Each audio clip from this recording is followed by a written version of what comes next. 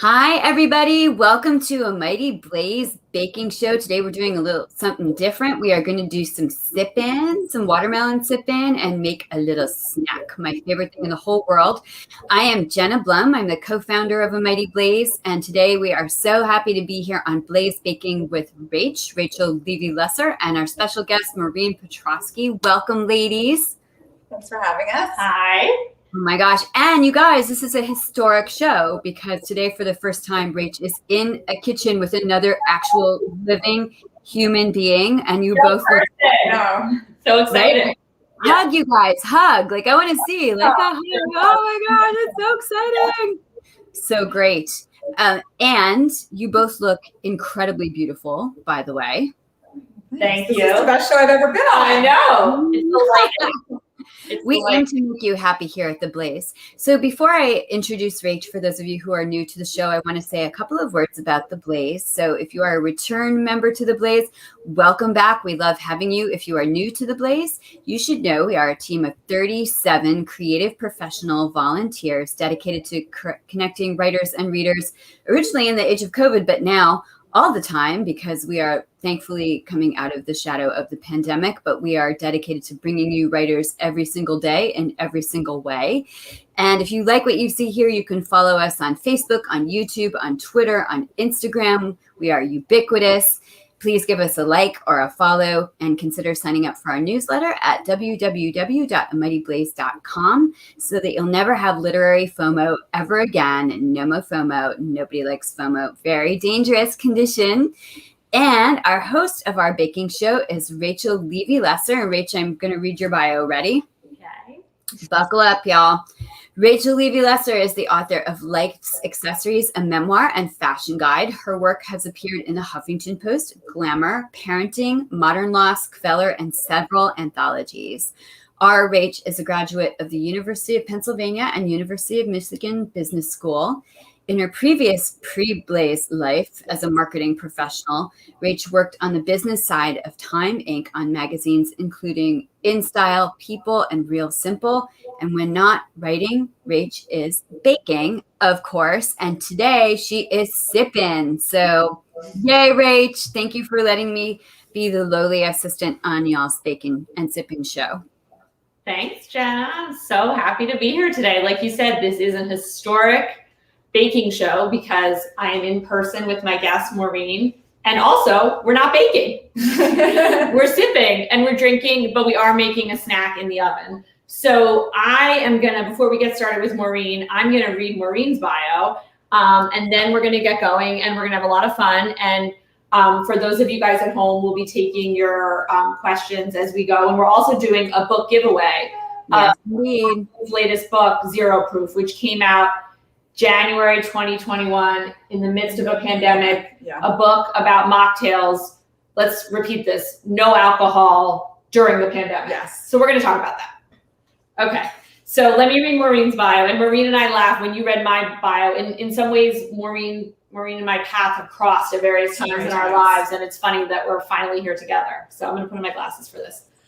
Maureen Petrosky is an author, television personality, classically trained chef, and food stylist. She is currently an entertaining and lifestyle expert who appears regularly on NBC Today's show From This Kitchen and hosts multiple video series today, as well as localnow.com. And her shows there are DIY Decor and The Cocktail Show.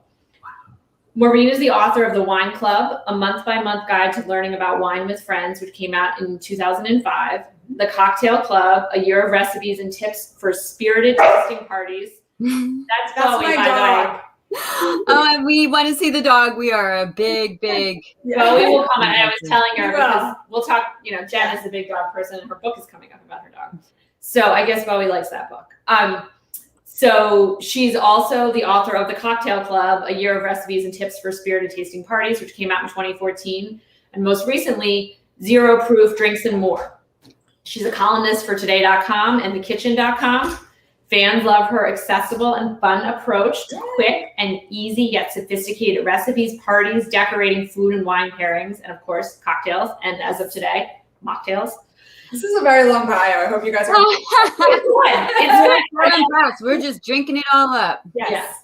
Maureen began her television career behind the scenes at the Food Network in the roles of executive chef, culinary producer, and food stylist on shows including Good Eats, Emerald Live, Cooking Thin, Cooking Live, East Meets West, Hot Off the Grill, Cooking with Wolfgang Puck, and Semi-Homemade with Sandra Lee, before transitioning to work as an on-air talent starting with CNN in 2001.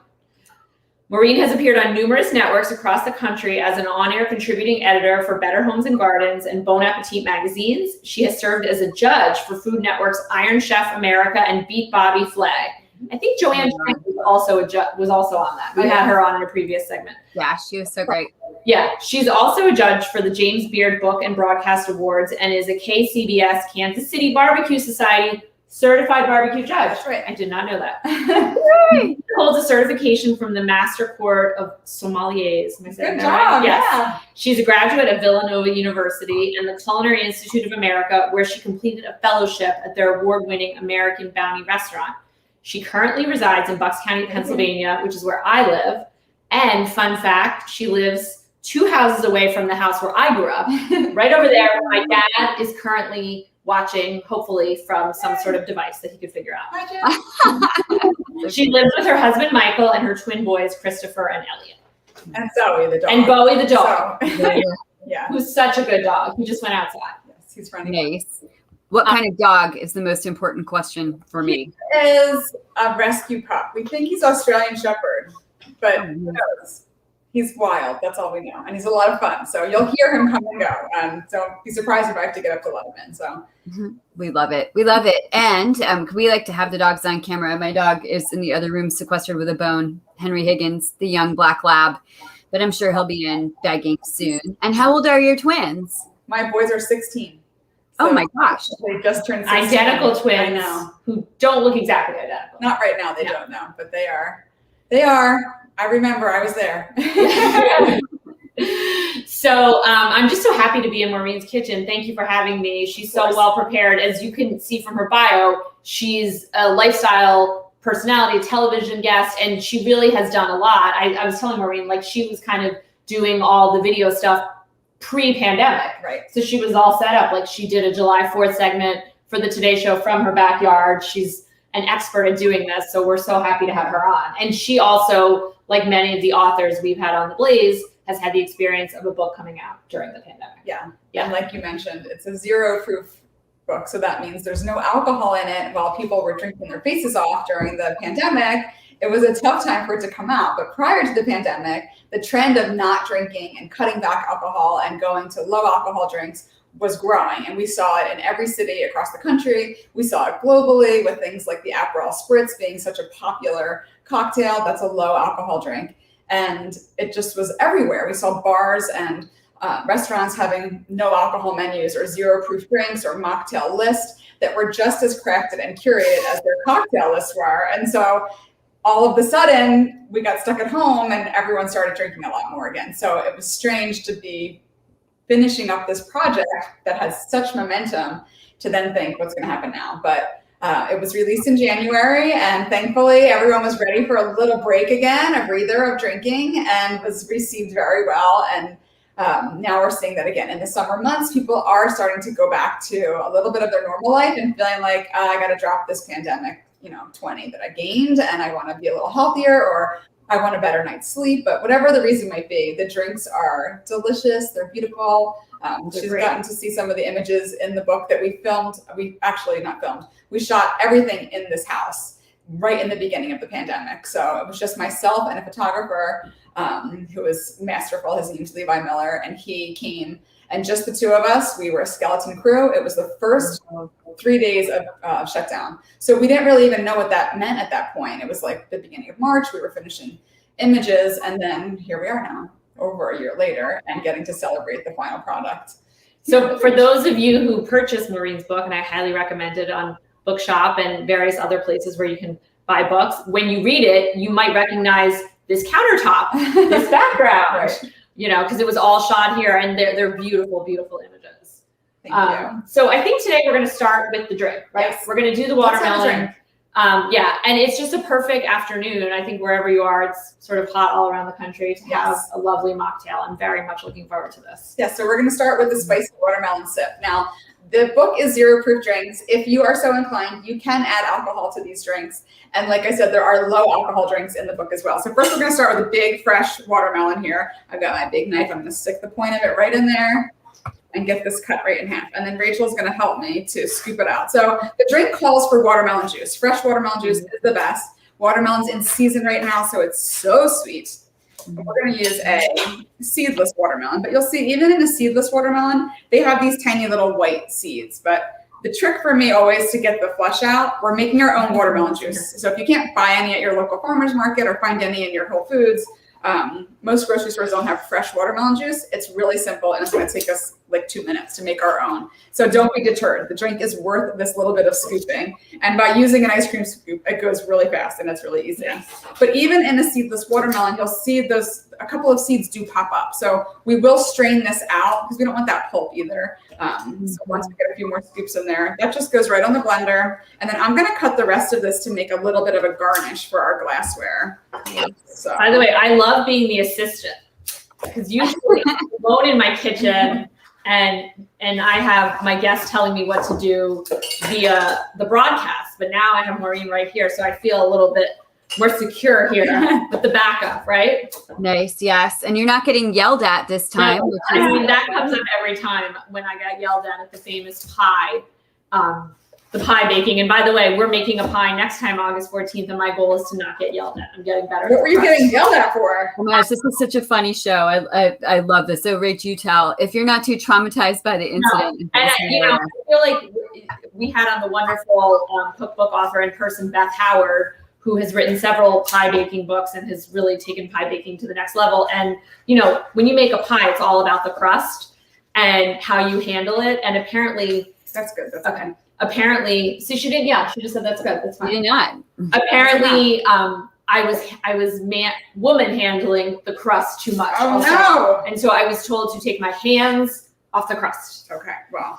So I will never do that again. Off the watermelon. Yes. Woman. All right. So we have our lovely half-scooped watermelon. So you see, like we just got all the flesh out of that, and that's all it is. It smells amazing. I know you can't smell So it, but you can smell how sweet it is. When fruit is in season and you want to eat it, you want it to smell like the fruit it is. When you can get strawberries in the middle of winter and they smell like cardboard, like if your watermelon doesn't smell sweet when you're cutting it up, you might even want to add a little bit of simple syrup. So I'm going to pop this just onto the blender right here behind me. I'm doing this right behind me. We got it all set up. Here, plugged in. I'm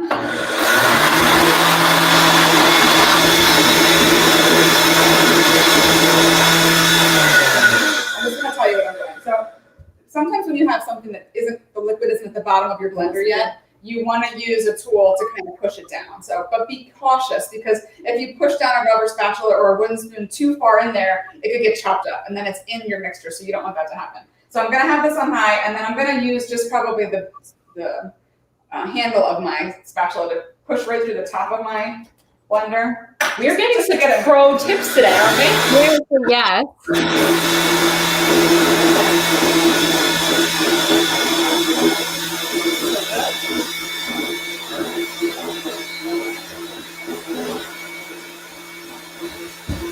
going to show you this and we're going to get this for later. I'm going to look.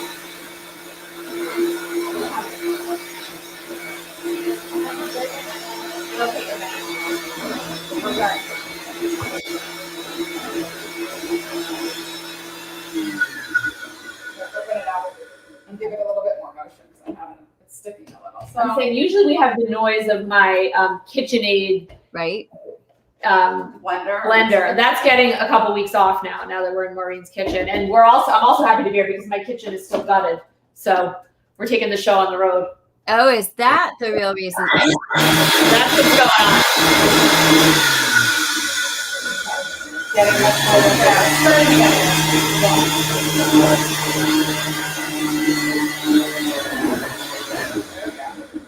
All right, all of a sudden it became liquid.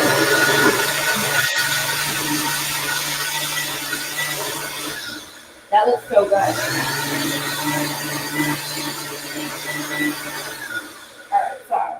pretty pink color whenever you make watermelon juice. Thanks for bearing with us for the noise. But it smells nice. so good. It's nice and frothy. It's got like a pretty light color pink and a dark color pink at the bottom. We're going to strain it though, because we don't want all that pulp in there. When you're making a drink, if you were making a smoothie, it's perfectly fine the way that it is right now. But we're going to we just want the juice. Nice. That looks so good. So yeah. And then do you save the pulp to do anything with it? Like, can you make it into a sorbet or ice cream?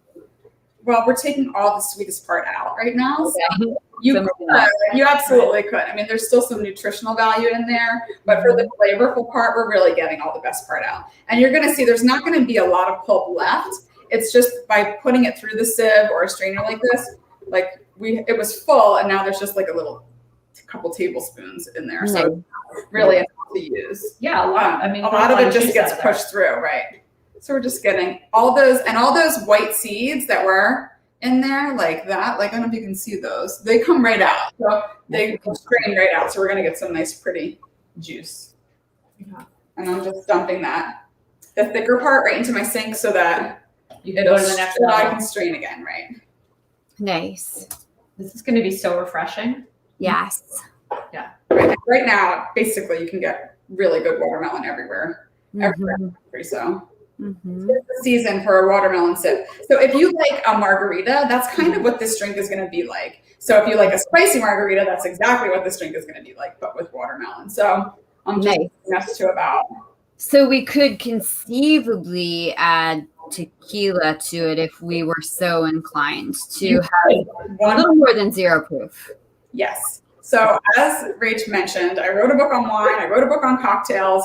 My background is taking me through everything. The 0 proof is kind of like the next step, but absolutely, I do not discriminate against whatever kind of drink you want to have. So if you are ready for a foolproof version, you would just add 2 ounces of tequila to this drink. You know what, Jenna, maybe we'll have to bring back this recipe and add tequila to it for one of our Friday night cocktail blaze parties. Must we? Do we have to? Okay. I mean, but again, do not have to wait till nighttime. True. I mean, it is summer after all, right? This is a good summer afternoon drink. That's a good question, because in the book, the chapter is called Day Drinks. So this is a day drink. So you are more than welcome to have this before happy hour. And you are speaking my language. Although this sounds like delightfully healthy and hydrating. And so can you tell us, I know a lot of people who actually did dry January during the pandemic because it had been almost a year since we were in lockdown and they had gained the COVID-19 or 20, decided to do a little detox. So I think the timing of your book's release hopefully worked in its favor and in your favor, and now is gaining even more momentum.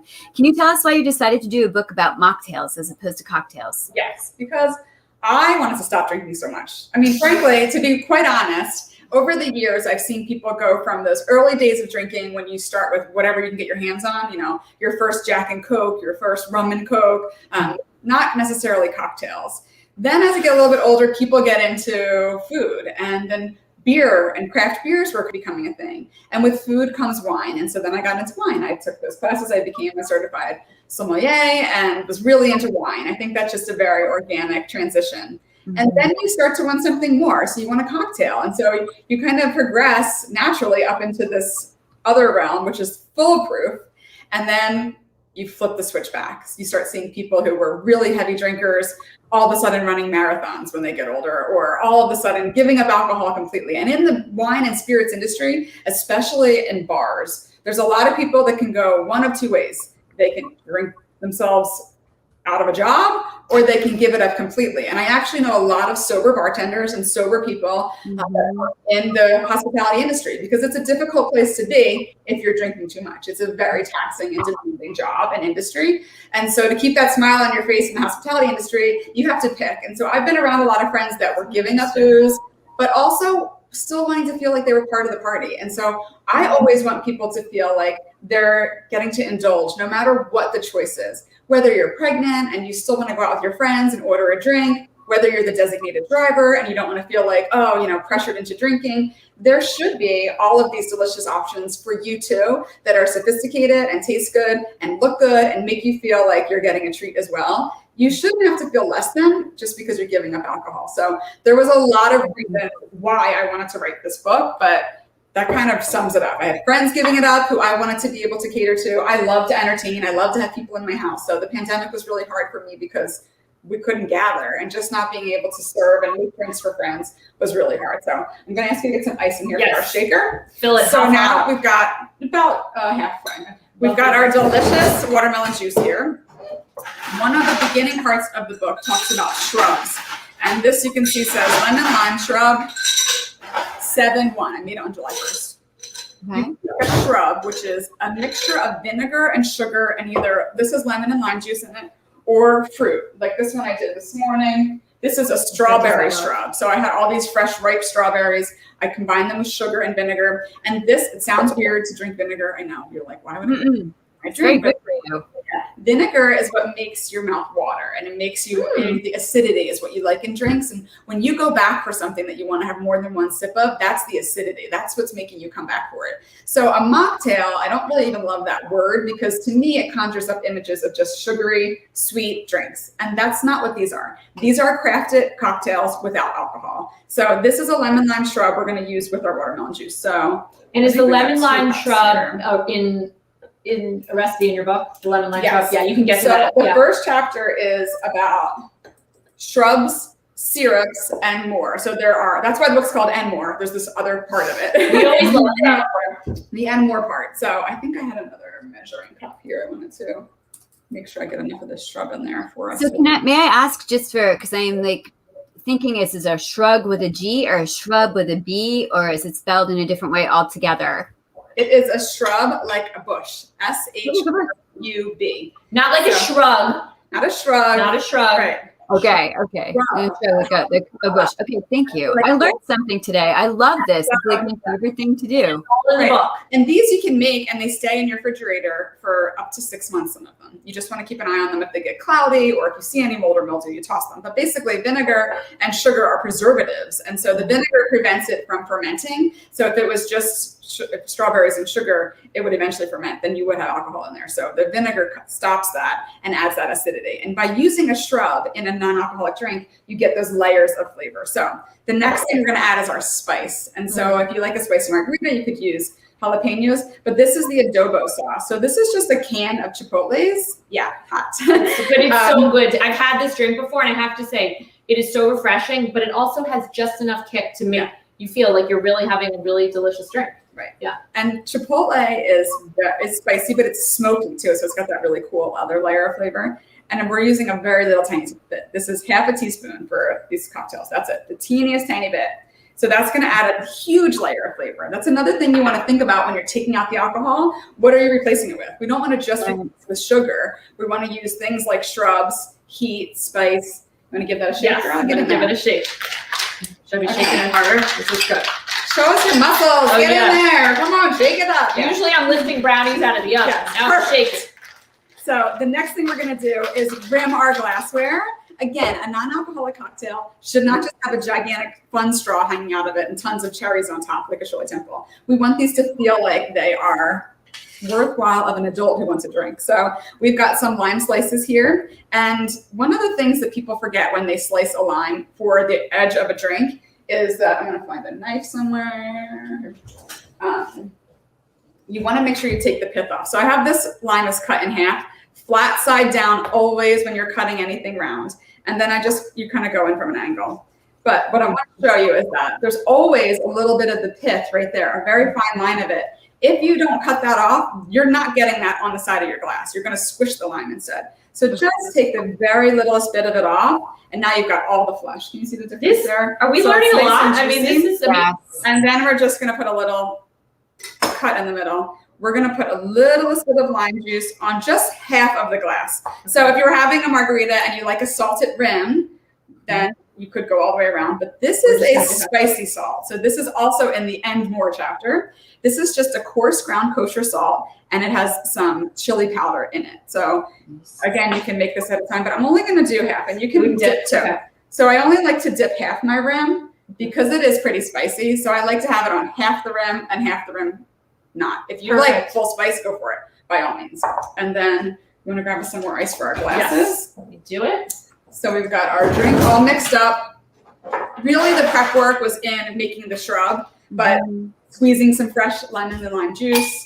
And then, like in this case, I made this so quickly this morning. It was warm out, so I sliced the strawberries and put them in the sugar and put it out in the sun. And it just makes all that juice come out. You could put it on your windowsill if you're in Manhattan and just get a little bit of heat on that. It kind of just speeds up the process. Then you add the vinegar once the juices come out of the sugar. And within just a couple of hours, I have this, and now I can have it in the fridge and make I made a strawberry basil spritz earlier. Yeah, should we show that? Yeah. This is fantastic. I'm learning so much. This is a strawberry basil spritzer that I made earlier today for Good Morning Washington. And you can taste that. There's actually this is such a tough job. That I made with a non-alcoholic sparkling wine, sparkling rosé, which is actually pretty delicious. This is so delicious. It's not very cool, but can you all the aromatics of the basil? Yeah, it's so delicious. I would be all afternoon. Basically, this is like making sun tea, you know, when you want to accelerate iced tea by leaving the tea out in the sun. Who knew? This is amazing. I'm keeping a little journal of all the pro tips I'm learning today about the craft cocktails and the drinks. Fantastic. That's okay. So I love these glasses too. As you guys are crafting the drinks, Margaret wants to know, our mighty Margaret, how to keep the basil alive in her garden. So do we have a pro tip for that, Maureen?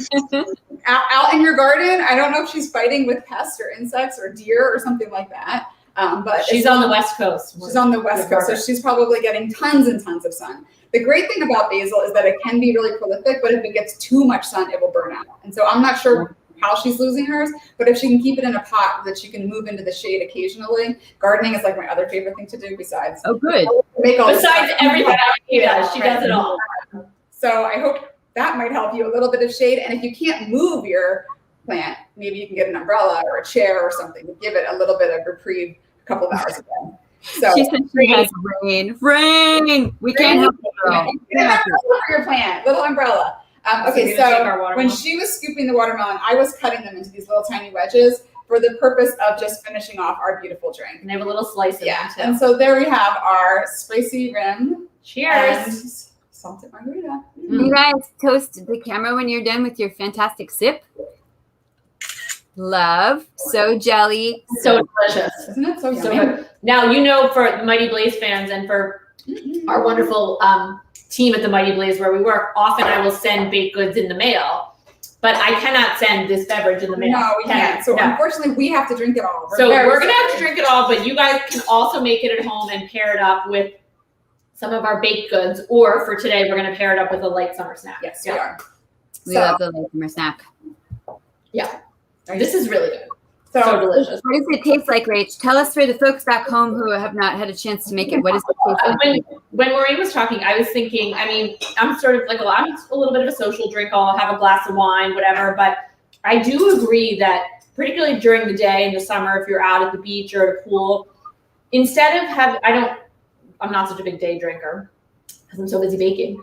But there's something about having something like this versus just saying, oh, I'll have a bottle of water. Right. Do you know what I mean? You feel like you're celebrating. So I would say this is very refreshing and cool and juicy, and it has the watermelon sweetness, but it also has the kick of the rim and the adobe. It's just, you really feel like it's a treat for sure. So, and like Maureen was saying, and it's not one of those super sugary, like a virgin pina colada or something. Nothing against pina coladas, but it's terrific. Yeah. And that is something that's tough, to take a drink that's a traditional cocktail and make it virgin, because people are expecting it to taste like the original version, and it's never really going to taste the same, but it can still taste just as good, but it might be a little bit different. So I do like the kick. I think the spice is really important. Yeah. It's delicious. I know. I was wondering if that was. Can you guys hear that? Do you hear what are we listening to? No, we can't hear it. I think it's only when we're talking. It might be, so as long as you're not hearing it on your audio end, then we're fine. There's nothing happening. I heard it too. Yeah. I kept thinking, what is that? I thought maybe it was, I have chickens also, so I don't know if it was the chickens out there making noise. There's a lot going on in this beautiful backyard. Oh my gosh, chickens, I love it. You can see the chess set, and if you peek through the bushes, you can see my dad's house. Did you guys grow up together? Did you know each other when you were little? No, we never did.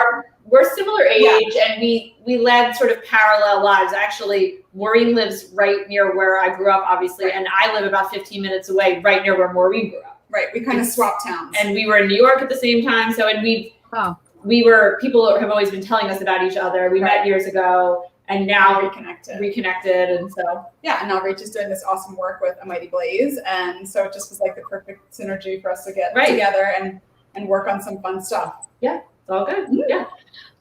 Okay, so do we want to move on to the snack, do you think? Yeah, let's do it. All right. And then, of course, if there's any other questions, gardening, drinks, otherwise, we're... Yes. I think that sound you guys were hearing is only when you drink the drink. It's like a special watermelon sip angel chime. Oh, I like it. Yeah. Yeah. That's probably what it is. By the way, the canning or the jarring was reminding me a little bit, Jenna, how you jar your vegetables, don't you? Yes, I do. I have a family home in Minnesota that I go to every August, and when the garden explodes and we have to figure out what to do with 1,000 plums or 1,000 tomatoes all at once. And so in self-defense, I learned how to can all my food. So this is going to be super useful to me, Maureen, as I can fruit, to have like the shrubs in the fridge. And all of canning is about using vinegar so that you can preserve the vegetables and the fruits. Okay, absolutely. I love canning too. So big gardens. Right now we're seeing tons of tomatoes are just starting for us. So yum. We're in Knox County, Pennsylvania. And so not like California. We've had our fair share of rain this season, but we're just starting to see some things come out. I showed Rach this morning. I got my very first fig off of my fig tree. And so speaking of, we're going to make some fig flatbread. So this is actually in my second book called The Cocktail Club, but we thought you should have a snack with your drink. So thank you. In Zero Proof, are there recipes for some snacks as well, or is it mostly Zero Proof is all drinks? Okay, but in the Cocktail Club, there are some snacks. Yes, and same with the Wine Club. So the concept there was that you meet once a month, like a book club, but let's call it what it is. It's really a wine club or a cocktail club, whatever. And so that's the book premise, and it walks you through each month. And each month there had drinks and food. So that was a little bit different. This one is really just about learning how to make really good drinks without alcohol or like low alcohol drinks. That's the whole last chapter in there. So the first thing we're going to do is take some white bread. This is the, can I say a brand name? Yeah, you can say brand name. And I was fascinated with this because it's a great, perfect thing to use to make something look like a fancy cocktail snack. Yeah. So this is the Pepperidge Farm thin cut white bread. Yes, yum. So skinny. Can you see how thin it is? It's almost like this is how it came in the packaging. It's already sliced this thin for you. So I just take a little bit of the crust off of them. You can even leave the crust on if you like it, but I like a little bit for color. But I'm admiring your knife skills. So yeah, so I love this little knife. It's like what knife do you have? I'm an expert. So these are actually my kids' knives. I bought them each a chef knife. They're tiny. They're only, I think, 5 inches long. This one's a Cal one. I've got Wusthof behind me, and then I have all my Japanese knives in the drawer that I use for when I'm like, really? Your kids like to cook? They do, and they love to eat. So, yeah. Right. So I've got now a little square. I'm going to take all 4 sides of this off, and then I'm just going to cut them straight across like a triangle, like if you were making a PB&J triangle. That's what it's reminding me of. Yeah, they're just triangles. And then we're going to just pop these onto a sheet pan under the broiler for 2 minutes just to get a nice toast on them. So this is broiling with Rach. Broiling with Rach. Yeah. Well, it's summer. It's too hot to be in the kitchen with the oven. It is. So this is what our sheet pan looks like with our little triangles now. And I'm going to pop it under the broiler for 2 minutes. I can't believe you did that so quickly. That was like watching a master poker player at a casino or something deal out all of those fantastic little triangles. She's a pro, and she's streaming in from all different places from this kitchen. It's very impressive. Yes, we were saying, I was telling Maureen a little bit about the show. We were saying when we first launched in January in the midst of the pandemic, everybody was stuck at home and it was freezing cold in a lot of places. And so we were so happy to bake, but we thought for this special episode, we do something a little bit lighter, you know, to kind of go with the summer vibe, which I think this worked out really well. Yeah. And Maureen, she cleans as she goes. Always. You always have to clean as you go. Yeah. I teach my kids to clean as you go. It's just so much easier. Yeah. More enjoyable. And when you're done, you get to actually sit down and enjoy your drink. Yeah. So while our bread toasts, and you could do that in the toaster also, or a toaster oven if you didn't want to turn your oven on. I'm just putting it under the broiler. So for full broil, 2 minutes should be plenty. And then this is a fig preserve. Yum. You make preserves also with all of your canning. But this is, again, if you make a fig preserve, lots of sugar, fruit, stays in the fridge forever. And then we're just going to put a nice thin amount of this on there.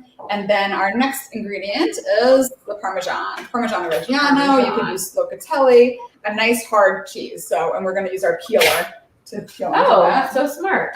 We do have the peeler, so we're not using a knife. We're using a peeler for this. Peeler, yeah. We're done with our knife work now. Okay. And really good extra virgin olive oil. This is actually from a winemaker, but I love it.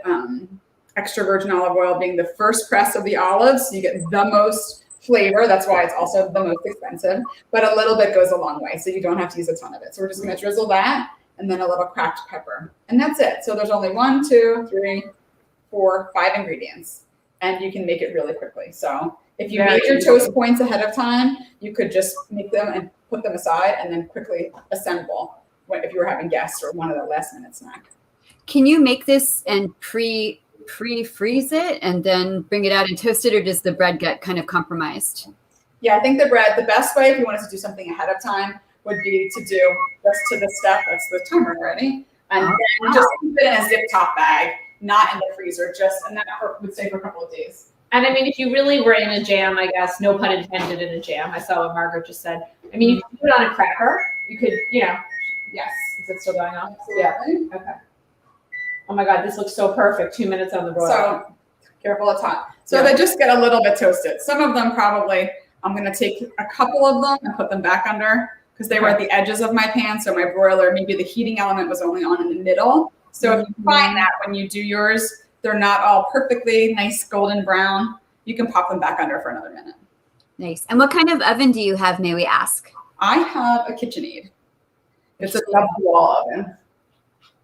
I have Kitchen Envy. I have a KitchenAid and I have Kitchen Envy. How long ago did you redo your kitchen, Maureen? Probably 10 years ago. 10 years ago. So Maureen bought this house. I knew the people that used to live here, and she built a whole new kitchen, which is beautiful. And I'm so happy to be here in a beautiful kitchen because I have no kitchen now. So I love asking her questions about what to do, what to get for this appliance. Right. Because you learn a lot of things when you think you want to make it one way but yeah, this was my dream kitchen. I was designing it in my brain for a million years. And then finally for work, I was lucky enough to be able to invest in this space because we do everything in here. All the recipe testing for the books or any articles that I write, all the photography is in here. There's lots of windows. We have a lot of natural light. The countertops are all different. You'll see I've got wood and light wood and marble. And this is just the way that creative minds think, is that it's not all one thing. You need lots of different variations, but how do you bring it together so that it's cohesive and still looks good, but doesn't look like a crazy photo studio. But basically, essentially, this is my home kitchen where we really do eat and cook and where I work all the time. So this is where it all happens. This is where it all happens. She has a very cool desk over there too, which used to be a workbench, right? Yes, it was my grandfather's workbench. So we love repurposing things like that. Well, that last one. Oh, there we go. There we go. Maureen's working. I'm just staying I'm here. gonna put you to work, Rachel. Okay. So here we have our toast bits that are ready to go. I'm just waiting on the other stuff from Maureen. And then look what happened. Oh, got a little overcooked, but that's okay. This is what happens, people. You can't chit chat while you're toasting. No chit chat. Oh no! Oh no! We're gonna test these few that are too dark, but we do have some salvageable. Right. So no, I think have they're a few. okay. Yeah. Well, we actually have those right there. Okay. So am I going to spread the jam on? Yes. Preserves? Right ahead. Just a thin layer. Yeah, and it was good for us to take that minute to put them on the countertop because you don't want them to be too hot. You want them to kind of get back to just a normal temperature so that you can handle them and you don't burn yourself. You can be a little more generous. That's actually good. Okay. That's perfect. And so it doesn't have to be perfectly spread around. I don't mind a little kind of glop. A glop? Is a glop a word? It's a word now. Yes, it is. Yes, it is. Okay. So Maureen, do you make your own fig jam as well? From your tree? Do you make your own preserves?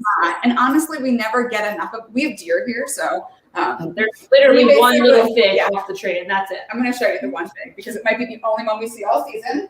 But we have this massive fig tree, and here's my perfect little fig that I got this morning. Oh, it's gorgeous! It's almost a race to the tree every morning to see if I get there before the deer get there. Because once these get ripe, I mean, they just smell. They're just pure sugar. Yeah. And it draws the deer from all over. So if I can get to them soon enough, we can get maybe 20 to 40 figs.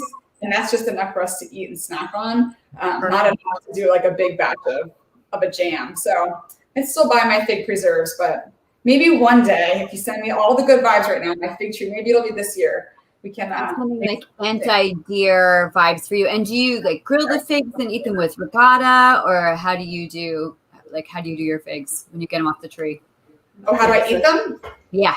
Okay, so I have a few favorite ways. I love to split them like right down the middle, like an X, and put a piece of feta cheese in there, a little bit of basil, and some and that's like to die for. Sounds amazing. I love to slice them in half, wrap them in either like prosciutto or bacon, and throw them on the grill. Yes. That's amazing. And then I also love to cut them in half, put some chocolate and some chopped up hazelnuts under the broiler and eat them like that. So those are my 3 favorite ways to eat the figs. I literally just got goosebumps from that. And then to harken back to one of Margaret's questions about basil, and we have a few other audience questions. When I get basil from my garden in Minnesota, it is a bush. It is a shrub, not like the fruit shrubs. It is like a giant feed me Seymour basil bush, but I can never keep it fresh once it gets in the house. So do you have a pro tip for that? So the best way really for basil is to put it into water. Yep. So this is fresh cut basil and it's in a glass of water. And then sometimes, depending on the temperature of my kitchen, like this looks perfect. It's a little wilted from just being in the kitchen's getting warm in here. I'll pop it back in the fridge overnight. Usually I put it in the fridge and then I take it out and leave it on the counter during the day. It's totally fine. Okay. This is probably 7 days since I cut this from the garden. Wow. Okay. So it's not just an easy fix. Like you don't chop it, put it in a bag, and then it stays. It doesn't. It's gonna wilt. It's gonna turn brown on you. It smells so good. But yeah, you can I still keep smell basil it. in water. So I change the water fresh in and out of the fridge as I kind of see it. But so that's how I would recommend you keep the basil. It smells just so like good. that. So we have our toast coins. Rach did a great job. Thank you. I'm not getting yelled at. Putting the fig jam on there, and then I've got this big hunk of nice salty hard cheese and a peeler. So I just get a big. And now you could do this with whatever kind of preserve you want, right? Absolutely. Yeah. So I just like the fig with the Parmesan. It's really nice. That's salty and sweet, but you sure could. Some of the other jams are a little sweeter than fig, like a raspberry but I might play up a little bit if I was going to do raspberry, maybe a brie, because that creaminess cuts through that tartness. Right. So you've got options. But yeah, I like the way you're thinking in terms of how to change up one recipe and make it several different versions. So toast points, jam, and some kind of cheese, you're fine. You're good to go. Nice, like a cherry jam for Margaret if she could keep the birds away from her cherries. So we have a question from Anissa while you guys are working on the cheese. If you're trying to drop that COVID weight, that COVID-19, 20, 25, 15, whatever, what are the best smoothies? She wants to know. And I wonder if that can be extrapolated to like not actual like yogurt kind of smoothies, but the drinks that you have in the book. Do they help you shed that COVID weight? Well, it's twofold, right? First of all, I need to say that I am definitely not a nutrition or fitness expert. So I can come at this from a lifestyle standpoint, but not from anything medical or professional in that. So take this as you will. I just need to preface with my little caveat there. As far as smoothies go, they have a lot of sugar in them already. Usually it's a fruit base. That's usually where people start with. But you could do veggies. So if you wanted to really be strict about it and cut out all that sugar, you're going to cut out tons of calories. So maybe do a green smoothie instead. Secondarily, like you said in the book, alcohol is just converted sugar, essentially. Oh. And alcohol has twofold, and we all know this. If you've had a few too many drinks, it's the way you feel the next day. It's you don't want to get up and exercise. You're not motivated throughout the day. You are feeling tired or groggy. You're more likely to choose something not healthy to eat. Who wakes up hungover and says, "Oh, I'm going to have a salad today"? Like you're like, "I want a cheeseburger. I want, pork roll and eggs," and like those are the choices. And it's all, your brain is wired that way. So it's twofold. It's, are you watching calories and cutting sugar and watching your weight, having drinks without alcohol? And then how does that alcohol make you feel the next day where it's actually affecting your lifestyle choices and your eating habits? So if you want to drop that pandemic 15, 25, whatever you have, 40, some people, listen, no judgment here. It's definitely a great idea. This is a baking show. Yes, We're this is a baking show. Brownies, eggs, butter. I mean, that's the first time a weight loss question ever came up here. Right. So in this case, it would be a good idea when it comes to your drinks or your smoothies to veer away from the sugar. So in the case of cocktails, veer away from the alcohol. In the case of smoothies, maybe go towards the veggies. And a great thing for me, like I don't love a green shake or a green smoothie. I mean, I really just don't wake up and crave that. But I find that using ginger is a way that I really love them. So like kale and ginger, giving it that little kick, again, a little like that spicy, really sweet good. Spiciness, I can kind of get through them that way. So if you're not fully on board with a green smoothie yet, maybe try something like adding some fresh grated ginger. Yeah, I do an afternoon hot drink with ginger where I use some kind of milk, like an oat milk or something, with some like ginger and turmeric. Yeah, that's always good. I was just gonna say turmeric. Yeah, you should try that. Yeah, yeah. There's lots of choices for you out there. Yeah. Okay, so now our little toast points have just some shavings of the Parmesan. I use the big fat sharp peeler. And then we're gonna drizzle it with a little olive oil and pepper. It's so good. So I feel like we're at a fancy. Smell the olives. That smells so good. I feel like we're at a fancy cocktail party right now in Maureen's kitchen. Yeah, you basically are at a fancy cocktail party in Maureen's kitchen. And I love how simple this recipe is, because if you had people coming over quickly, which is starting to be a thing again, right? People are like, oh, I'm just in the neighborhood, drop by. You could whip this up in, what is the fastest time you could make this snack in? Like 10 minutes, maybe, with the toasting? Well, let's say it took me like 2 minutes to open the package of bread and cut it to put on the sheet pan. And then 2 minutes in the oven, a minute to cool down. We're at 5 minutes, another minute, 6 minutes, 7 maybe to put the jam on, 8 for the cheese, 9 for this, and 10 for our final, which is cracked black pepper. I need to get this is my electric. It's very high tech. I'm just saying. Oh my gosh, I have peppermill envy. Who knew that was even a thing? Pretty amazing. And it actually has a light in it too, so it's for when we're outside at night. Like if we're having, I love it. You can see how much is going on here. My brain is exploding right now. I can't even look at it. Here's our perfect little. I don't know if you can see them. Where's our camera? There. It looks so good, and it smells like, so good. This tiny little. We're gonna try a pretty little bite. Like that's all it is. It's a triangle. Yeah. Should we try some? Okay. Too messy here. This looks so delicious. That is so good. See how the fig isn't as sweet as like a strawberry jam? Really, I mean, it's sweet, don't get me wrong, but it has a figgy flavor, which is a little bit more everything. I'm finishing this. Which is a little more earthy. I'm gonna wash it down with my watermelon sip.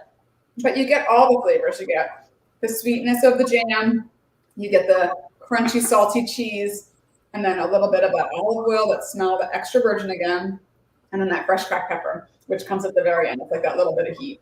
So we kind of go all through. So these snacks, this is in the cocktail club. Yes. Yeah. Yeah.